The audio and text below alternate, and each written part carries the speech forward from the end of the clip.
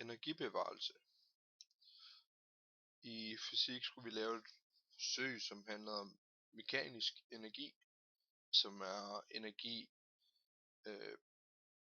kinetisk energi plus potentiel energi, som så giver mekanisk energi. Og for at finde det, så skulle vi få en kugle. Så når den står stille, så har den potentiel energi, og så når den bevæger sig ned igennem luften, har den kinetisk energi. Da den bevæger sig, kinetisk, det er ting der bevæger sig, så har de kinetisk energi. Og for at finde det, så startede vi med at have sat et stativ op, hvor vi havde sådan en måleenhed til at holde vores kugle.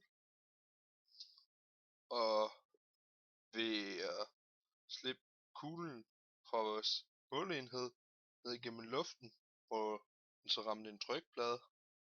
Så da kuglen ramte trykpladen, så havde vi sådan en optagelse sat til det hele, som så vil stoppe tiden, og så vil vi så få de tal, hvor vi vil kunne regne vores mekaniske energi ud. Og så skal vi finde ud af, om der er energibevarelse. Som I kan se på mine tal heroppe, så giver den potentiel energi 0,202, og min kinetiske energi giver 0,2. Så vi kan se, at den har mistet 0,002 i energien. Så der er ikke energibesparelse, og den store afvigelse er på 0,002, og så i procent er det lidt under 1%.